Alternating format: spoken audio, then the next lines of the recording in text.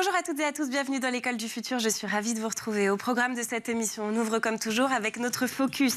Et si la culture G devenait virale? C'est le pari de César Roussel, alias César Culture G, qui séduit une large communauté grâce à ses vidéos claires, rythmées et accessibles. Son portrait est à découvrir dans un instant. Et puis lorsqu'il s'agit de trouver un stage, une alternance ou un premier emploi, pour beaucoup de jeunes, c'est un vrai parcours du combattant. Entre le trop ou le pas assez d'offres, les candidatures envoyées dans le vide et ce sentiment parfois de ne pas savoir par où commencer ou ni comment s'y prendre. Alors aujourd'hui, dans l'École du Futur, on va s'interroger à la fois sur la manière dont on cherche, autant que sur ce que l'on cherche. Et pour nous aider à y voir plus clair, j'ai le plaisir aujourd'hui de recevoir Paul Foutrel. Bonjour. Bonjour et merci pour l'invitation. Mais je vous en prie, vous êtes CEO et cofondateur de Grimp. On va découvrir tout ça ensemble dans un instant, bien sûr, mais d'abord, place au focus. Jeune et passionné, César Roussel, de son pseudonyme César Culture G, partage sur les réseaux sociaux histoires et anecdotes pour mieux comprendre le monde. À travers ses vidéos, il donne donc l'opportunité au plus grand nombre d'améliorer sa culture générale de façon à la fois ludique et divertissante. Il est notre influenceur du jour, raconté aujourd'hui par Dylan Colère. Est-ce que tu savais que le plus haut sommet d'Europe n'était pas le Mont Blanc, que l'euro aurait dû s'appeler l'écu, ou encore que le premier éléphant à vivre en Europe était un éléphant blanc albinos? Voici 100 faits que tu ne connaissais pas sur l'Europe. Allez, vous l'aurez compris, parlons un peu culture. Aujourd'hui, on s'invite dans l'univers fascinant de César Roussel, créateur de la chaîne YouTube César Culture G. À seulement 25 ans, le jeune homme affiche un parcours déjà bien rempli. Après une classe préparatoire, il intègre le programme Grande École de l'EM Lyon. Mais c'est en parallèle de ses études qu'il se fait véritablement connaître. Sur TikTok, César fait rapidement ses premiers pas en tant que créateur de contenu. Fin 2020, sous le pseudonyme de What's Up World d'abord, puis César Culture G, il propose des vidéos courtes et percutantes, abordant des sujets variés d'histoire, de géographie et même de philosophie. Son objectif est simple, rendre la culture générale accessible à tous. Et le succès est fulgurant. À ce jour, il cumule plus de 2,4 millions d'abonnés sur TikTok. Fort de cette popularité, César poursuit son aventure sur YouTube. Par sa chaîne, il reprend simplement les ingrédients qui ont fait son succès. Vidéos dynamiques, ton léger et approche pédagogique. Il y partage des anecdotes méconnues, des faits historiques surprenants, ainsi que des quiz interactifs pour tester vos connaissances. Il existe un endroit sur Terre où il est interdit d'enterrer les morts, que la grande barrière de corail était plus grande que l'Italie, ou encore que l'Afrique était le seul continent traversé par l'équateur, le tropique du Cancer et le tropique du Capricorne. Allez, pose-toi, voici 50 faits géographiques étonnants que tu ne connaissais pas. Le fleuve Amazon ne contient aucun pont sur ses 7000 km de longueur, malgré le fait qu'il traverse plusieurs pays et de nombreuses zones habitées. Je trouve ça fou. Le Vatican a une densité de population 20 fois supérieure à celle de Paris, avec une superficie de 0,44 km² et plus de 800 habitants. Sa densité est d'environ 1800 habitants par km², contrairement à Paris et ses 119 habitants au km². Au-delà des réseaux sociaux, César Roussel s'investit pleinement dans la démocratisation de la culture. Il participe à des conférences, collabore avec des institutions éducatives et a même publié un livre intitulé « Améliore ta culture G », parvenir à enrichir sa culture générale tout en se divertissant. Voilà pourquoi César Culture G est incontournable. Alors si vous voulez terminer premier à tous vos quiz entre amis, n'hésitez plus. Le captivant César vous aidera dans votre quête de savoir. Une belle ressource de connaissances à la portée de tous. Et puis sur un tout autre sujet, quand on parle d'insertion professionnelle, on pense souvent diplôme, CV ou encore expérience. Mais dans la réalité, ce qui fait la différence, c'est aussi la méthode, l'organisation, la capacité à se positionner sur la bonne offre. Or, cette étape essentielle reste encore trop souvent vécue seule et sans méthode. C'est pourquoi certaines plateformes cherchent à y répondre en structurant clairement la recherche d'emploi. C'est le cas de Grimp que nous vous proposons de découvrir tout de suite dans le Talk. Et pour ce faire en plateau aujourd'hui, je reçois le cofondateur et CEO de Grimp, Paul Foutrel. Bonjour. Bonjour, merci pour l'invitation. Mais je vous en prie. Pour commencer, peut-être qu'on va aller au plus simple. Finalement, vous allez nous expliquer peut-être en quelques mots ce qu'est Grimp. Alors Grimp, déjà, ça vient de grimper. Comme on grimpe en haut d'une montagne, c'est toute une ascension, comme pour trouver un travail. Donc c'est parti de là il y a 5 ans. Et on est une solution qui permet d'abord aux candidats de structurer leur démarche de recherche d'emploi, stage, alternance, CDI évidemment. Et puis rapidement, on s'est tourné vers les écoles, les organismes de formation pour faire un meilleur suivi, les mettre en mouvement et les connecter aux entreprises, avec évidemment un accès recruteur. Bon, on va rentrer dans le détail, bien évidemment, de votre solution. Mais d'abord, d'où vous est venue cette idée? Qu'est-ce qui ne fonctionnait pas, selon vous, dans la recherche d'emploi, de stage jusqu'à présent, et auquel vous répondez avec Grimp? Alors, quand j'ai eu cette idée, c'était en fin d'année 2020. Je travaillais dans une entreprise où on proposait du logiciel de formation. Avec mon équipe commerciale, on utilisait un CRM, un logiciel de gestion des opportunités commerciales. Et quand un commercial est bien organisé, il est plus efficace dans son métier. Et on a fait le parallèle avec le demandeur d'emploi. C'était en plein Covid.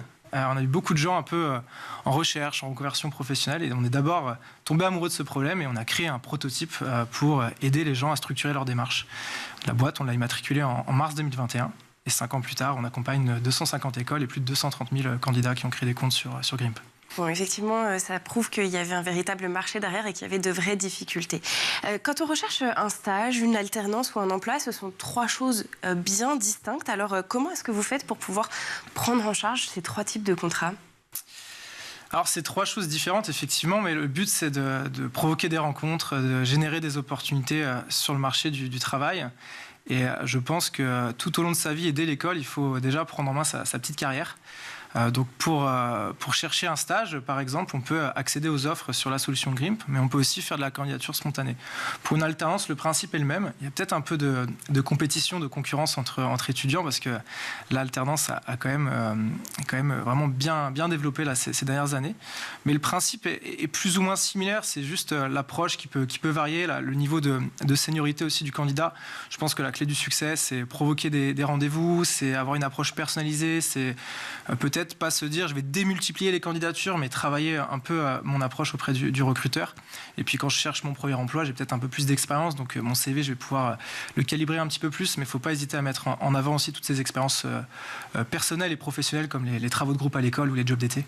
Mais alors du côté des recruteurs, les attentes là, par contre, elles sont différentes si on cherche justement un stage ou un emploi. Quels sont peut-être les points clés à avoir en tête quand on va déposer une candidature en fonction du contrat ?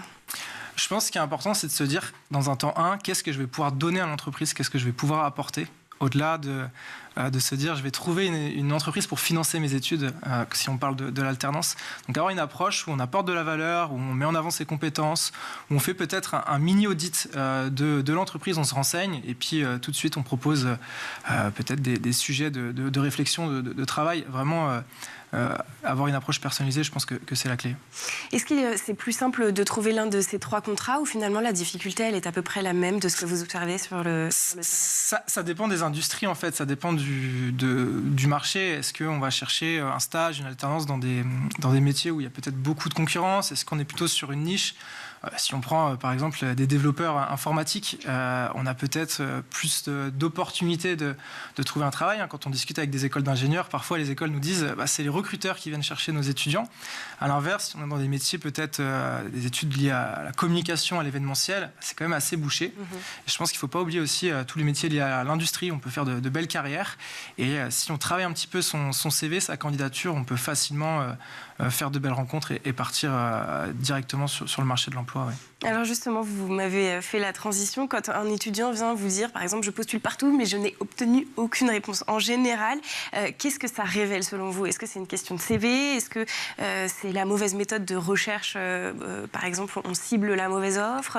Qu'est-ce qui revient le plus souvent ? Qu'est-ce qui bloque ? Bon. Les étudiants, quand ils sont sur notre solution, déjà, il y a une approche pédagogique. Ils ne viennent pas directement à moi, même s'il y a quelques années, je faisais du coaching et ça m'arrive toujours de faire des interventions dans les écoles en groupe pour les mettre en mouvement. Je pense que c'est important. Après, effectivement, un étudiant qui a tendance à faire du volume de candidature et même peut-être utiliser l'intelligence artificielle pour, excusez-moi l'expression, mais pour arroser le marché, c'est peut-être pas la clé. Peut-être qu'il faut faire, encore une fois, l'effort de préparer son CV en fonction de l'offre d'emploi, d'utiliser l'intelligence artificielle à bon escient avec une approche qualitative. Et quand on utilise Grimp, on voit l'ensemble de ces candidatures. Donc si on fait 200, 300 candidatures, et j'en ai vu, peut-être qu'on peut facilement se remettre en question parce qu'on l'a à l'écran et on se dit qu'il y a quelque chose qui bloque et je peux progresser. Est-ce que tous les étudiants sont égaux quand on parle de recherche d'emploi ? Et là, je vais plutôt parler en termes de filière. C'est-à-dire, est-ce que les étudiants en filière générale versus les étudiants dans une filière pro ont peut-être plus de difficultés ou inversement ? Ça dépend du marché du travail. Il y a quand même quelques discriminations sur le marché du recrutement. On fait attention à tous ces biais. Après, je pense qu'on a toutes les chances de passer à l'action et de travailler ses forces, combler un peu ses faiblesses. Et je pense que la clé du succès quand on est étudiant et qu'on se sent en difficulté, c'est aussi de se faire accompagner par un mentor, par un tuteur, par un professeur, ou même quand on cherche un CDI, par un cabinet de placement, un cabinet de recrutement. Donc une compétence clé pour moi, c'est d'être clairvoyant et essayer de déjà bien travailler sa confiance en soi et de se connaître. Maintenant, oui, il y a de la concurrence.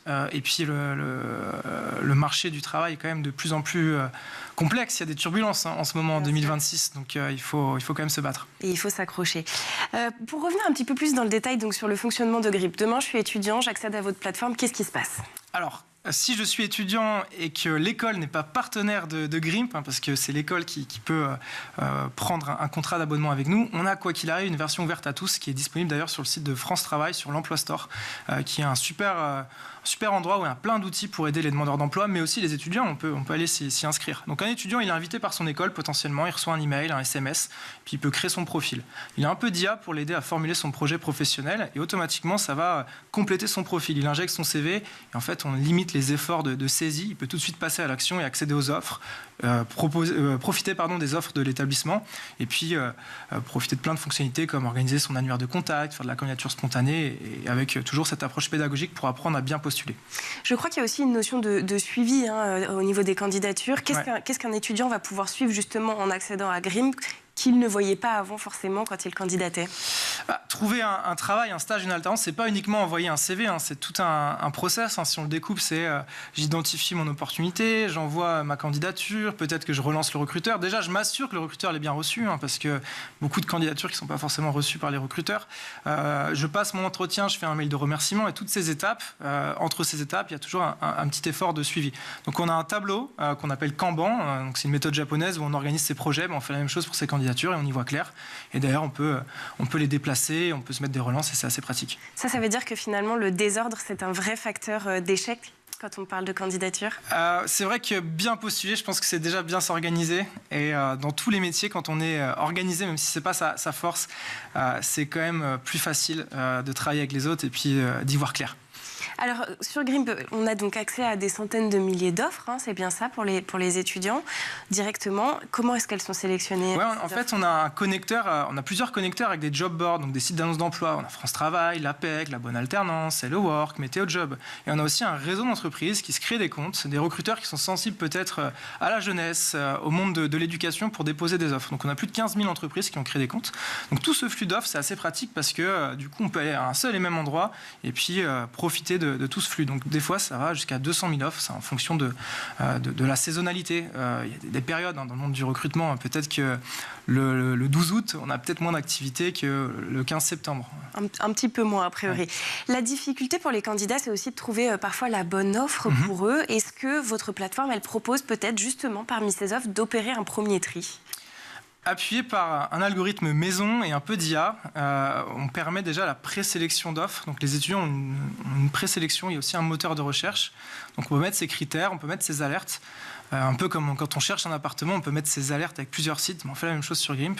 Donc du coup, on a des suggestions d'annonces toutes les semaines. Et puis potentiellement, les écoles, elles aussi, elles peuvent flécher les étudiants sur les bonnes offres avec une analyse des profils et de la suggestion intelligente.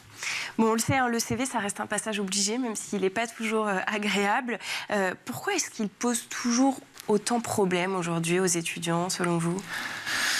Alors, je suis peut-être pas forcément d'accord, si je peux me permettre. Je pense que le CV aujourd'hui, on peut le créer assez rapidement avec les outils d'intelligence artificielle, avec toutes les solutions qu'on peut trouver sur le web. Effectivement, avoir un bon CV, ça c'est une chose. Donc, je vous rejoins sur ce point. Il y a quand même un peu de challenge pour avoir un CV adapté à ce qu'on recherche. Sur GRIMP, on a un éditeur de CV avec des modèles. Et le modèle se génère quasiment automatiquement en fonction de la complétion de son profil. Donc, c'est devenu quelque chose de moins contraignant, je pense, que de le faire manuellement sur d'autres outils. Et puis, si on doit le faire changer en fonction de l'offre d'emploi ou si on doit le faire changer en cours d'année, là, on peut passer d'un CV à l'autre en quelques clics. Mais alors, est-ce qu'on peut vraiment faire confiance à une intelligence artificielle pour un CV finalement? Est-ce qu'on n'a pas un risque d'erreur? Est-ce qu'on n'a pas un risque aussi que finalement tous les CV se ressemblent? Parce que c'est aussi l'une des questions qu'on peut se poser avec l'IA. Est-ce qu'on n'y perd pas de ce côté-là? Oui, tout à fait. En fait, c'est comme tout, je pense qu'il faut y aller avec parcimonie. L'intelligence artificielle, si elle est utilisée de manière pédagogique, c'est pratique. Par contre, utiliser l'IA pour faire à la place du candidat ou faire à la place de l'école, c'est pas vraiment notre approche. On travaille avec Mistral, l'intelligence artificielle française. Alors, c'est peut-être pour des enjeux de souveraineté aussi, c'est important de pouvoir avoir le contrôle des données. 2, il y a aussi un sujet, je pense, sur les biais liés au monde du recrutement. Donc, il faut faire attention à peut-être pas privilégier un profil à d'un autre en fonction des offres d'emploi. Donc, on permet à chaque école de pondérer un peu cet algorithme, mais on laisse le contrôle total à l'école ou à l'étudiant. Par exemple, sur un message de candidature, l'IA ne va pas le rédiger à sa place. Il va pouvoir avoir un peu de conseils pour l'améliorer. Alors, un CV efficace, c'est quoi? Quelques conseils pour les étudiants qui nous regardent aujourd'hui. Alors, un CV efficace, déjà, on a un titre qui est adapté à son profil. On a peut-être une description, un peu comme la description que l'on peut mettre sur LinkedIn, le réseau social. On a ses compétences, potentiellement son permis de conduire, ça peut être important. On a ses passions, ses hobbies, je pense. Si on fait du ski, si on joue aux échecs, si on est capitaine dans un club de foot, c'est toujours des sujets de discussion lors d'un entretien. On a évidemment ses expériences professionnelles et ses formations. On a son niveau de langue. On essaie d'avoir un CV qui est pas non plus trop décoré dans tous les sens, parce qu'il faut respecter les codes du marché. Donc si on postule en banque, c'est vrai que d'avoir du design dans tous les sens, c'est peut-être pas adapté. Et je pense que c'est important d'avoir des preuves sociales à l'intérieur de son CV, des réussites, des chiffres, des accomplissements. Bon, on va continuer à parler de tous ces sujets-là en seconde partie d'émission, mais d'abord, cap sur la planète tech. Images et vidéos, c'est le meilleur d'Internet, c'est l'œil de Dylan Coller.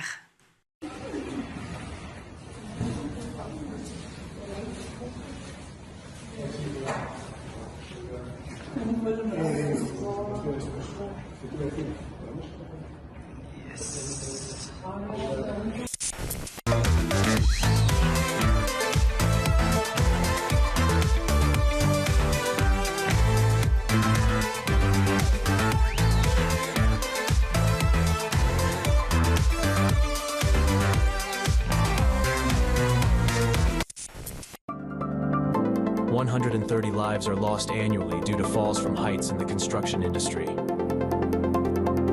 To combat this, the Italian Institute of Technology and INAIL have pioneered the Falls from Above project. This project's heartbeat? Cutting-edge technology aiming to drastically decrease these unfortunate accidents. At its forefront are wearable devices like exoskeletons and airbags.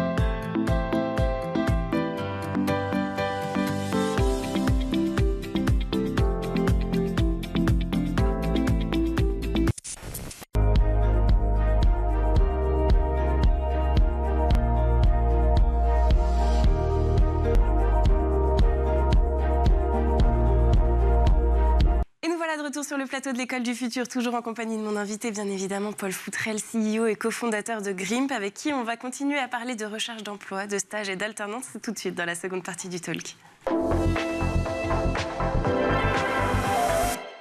Paul, juste avant de partir en pause, on était en train de parler de ces éléments qui, malheureusement, ou pas, comme vous le disiez, font toujours partie d'une candidature, c'est-à-dire le CV, et aussi la lettre de motivation. Alors, vous nous avez donné quelques conseils pour un bon CV. Quels sont les bons conseils pour une lettre de motivation ?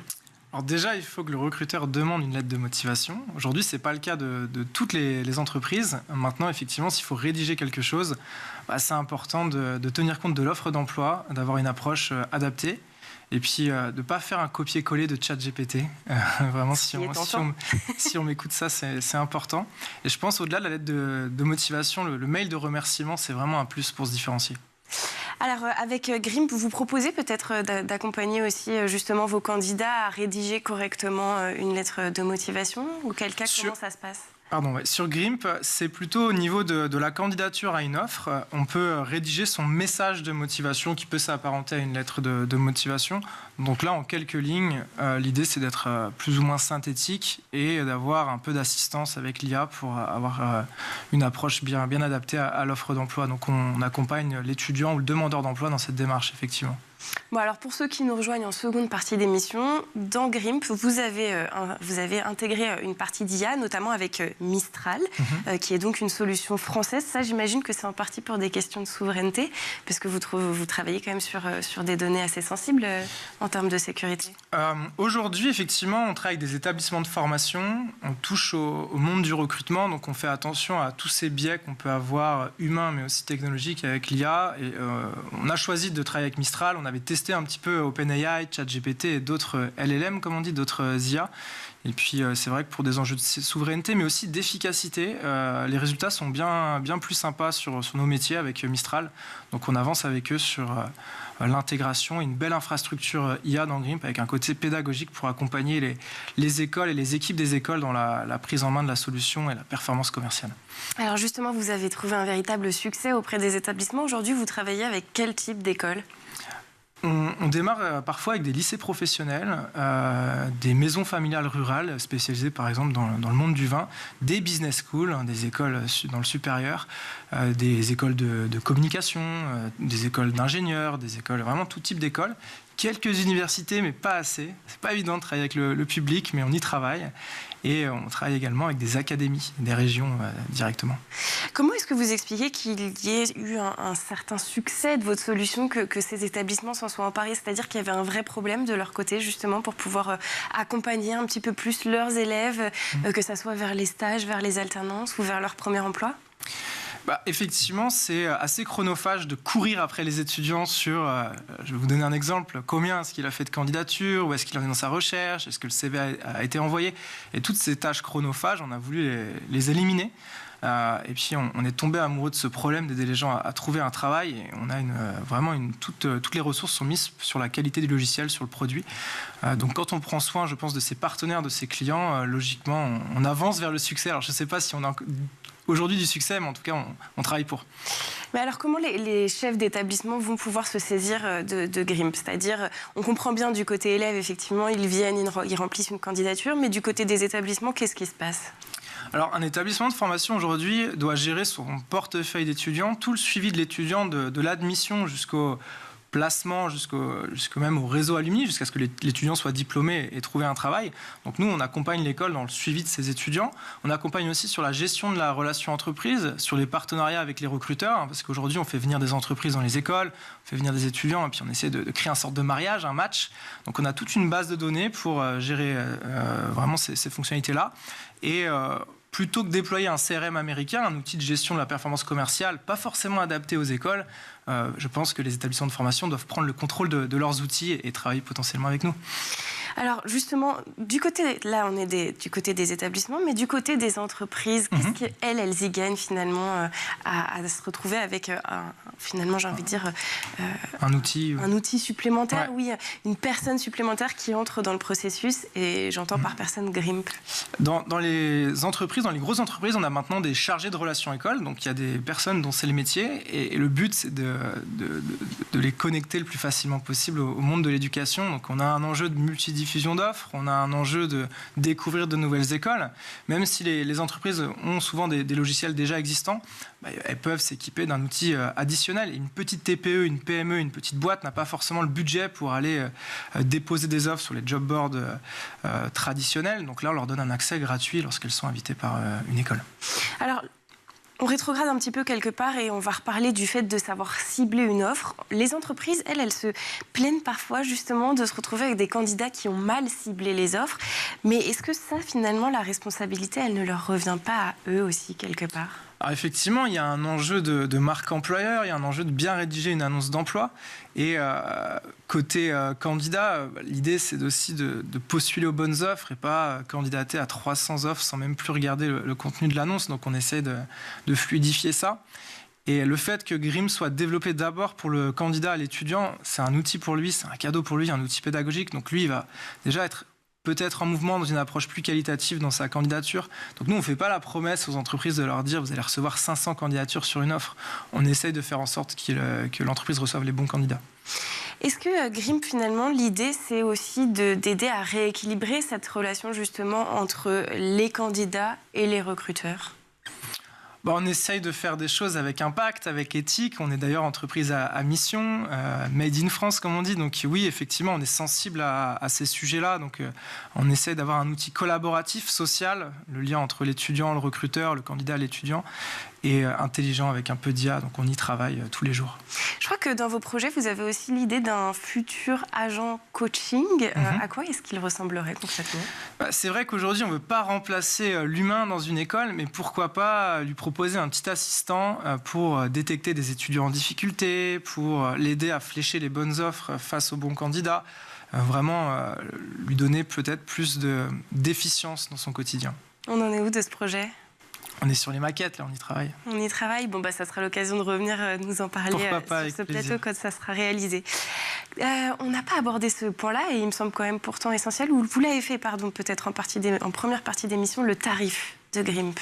Alors aujourd'hui, c'est gratuit pour le candidat, évidemment. On a une solution d'ailleurs qui est ouverte à tous les candidats, comme je disais tout à l'heure. Les établissements de formation démarrent avec nous soit sur une offre découverte à 99 € par mois, soit sur un projet un peu plus conséquent. Donc là, en fonction du nombre d'utilisateurs, on va envoyer un devis adapté. Comme je disais tout à l'heure, on travaille avec tout type de structure, donc on a des propositions commerciales qui sont calibrées en fonction des besoins.